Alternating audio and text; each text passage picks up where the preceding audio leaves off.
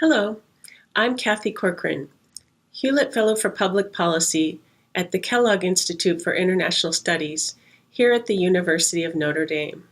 I'm a journalist by profession, and for the last 9 years, I worked for the Associated Press in Mexico, one of the world's most dangerous countries for journalists. The situation got progressively worse every year that I was there. But Mexico is also a democracy. It has vibrant multi-party elections after having ousted its long-ruling Institutional Revolutionary Party from the presidency in 2000. This is a paradox that led me to ask one question. Why has Mexico become more dangerous for journalists as it has become more democratic?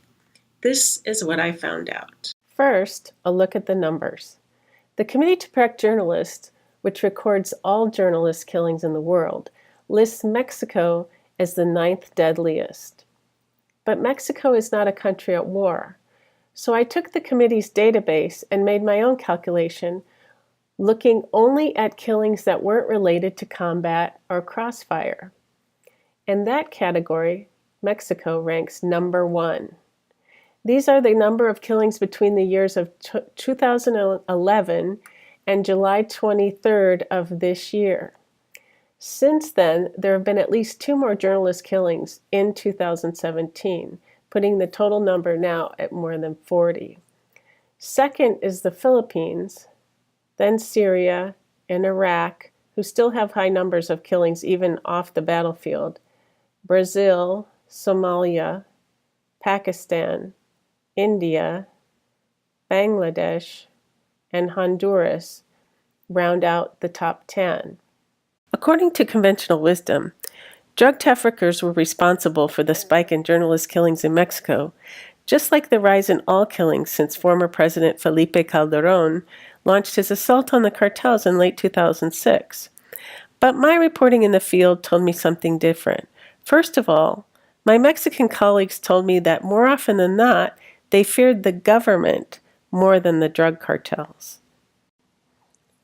Second, the Mexican government's own statistics show that nearly 40% of all attacks on journalists since 2012 are carried out by some state actor, be it police, politicians, or soldiers. Article 19, the Free Press Advocacy Group, puts the number even higher at more than 50%. Finally, if you look at this chart, you can see a circle in the center that represents the state of Veracruz, where the most attacks on journalists have occurred.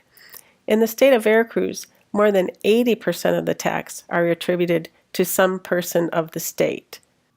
I rely heavily for my conclusions on the research of Notre Dame political scientist Guillermo Trejo, who studies violence in emerging democracies. He and his team also veer in their research from the conventional wisdom about narcos and hit on something else, political criminality. In the last quarter of the 20th century, democratization caused a huge disruption in the criminal networks that had operated previously under Latin America's dictatorships and authoritarian governments. As Trejo points out, in countries like Mexico, where there was no judicial reform alongside the transition to democracy, the political class turned criminal, either controlling, colluding with, or becoming organized crime to win competitive elections and stay in control. Anyone investigating those connections between politicians and organized crime put themselves at great risk. The high impunity in Mexico allows people to silence their critics without consequence. This is how electoral politics has made the landscape more dangerous for journalists, not less. For example, the state of Veracruz, the white space here along the Gulf of Mexico, is the epicenter of Mexico's recent spike in journalist killings. With 20 journalists killed just since 2011, Veracruz as a country would be the 9th most dangerous in the world. Most killings occurred under the 6-year term of former Governor Javier Duarte, who fled the state late last year just before his term ended. He now sits in jail accused of stealing billions in public money. His spokesman, police chief, and other top officials are also in jail facing charges of illegal enrichment. The case of Veracruz shows how the intimidation and killing of journalists went hand in hand with the massive stealing on the part of government officials. Finally, returning to this chart, you can see that journalist assassinations aren't necessarily the best measure of repression against the press. Authoritarian countries such as Russia, China, and Venezuela register very low numbers. North Korea isn't even listed, meaning it has no journalist killings as far as anyone has reported. So there are many countries where the press is under duress and censorship without high numbers of killings.